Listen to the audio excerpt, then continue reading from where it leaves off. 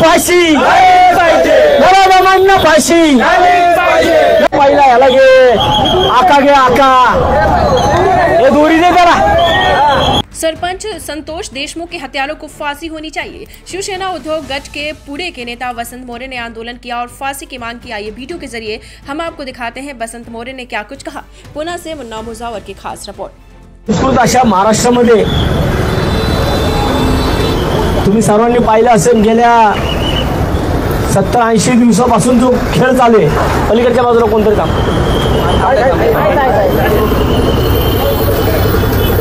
ज्या नराधमांनी मस्साजोगचे सरपंच संतोषांना देशमुख यांची खंडणीसाठी निर्घुण हत्या केली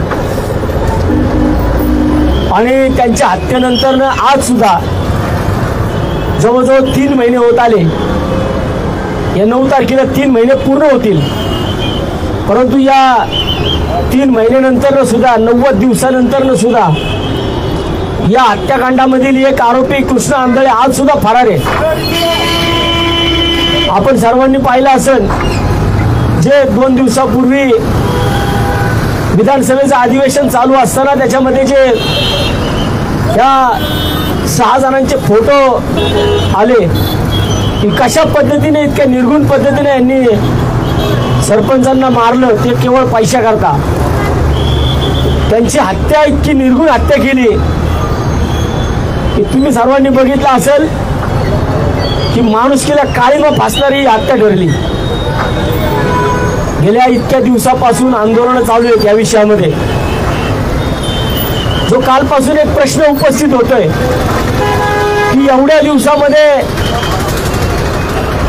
या वाल्मिक कराडचे आका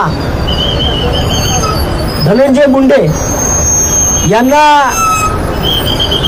ज्या पद्धतीने गेल्या 3 महिन्यापासून त्यांना वाचवलं जाते, परंतु आज शेवटी सगळा विषय महाराष्ट्राच्या पुढे आला आणि ज्या सरपंचांची हत्या झाली त्या सरपंचांच्या घरी न जाता वाल्मिक कराडला अटक केल्यानंतर त्याच्या घरी जाण्याचं पाप झालं। पढ़ते रहिए fight against criminal daily newspaper.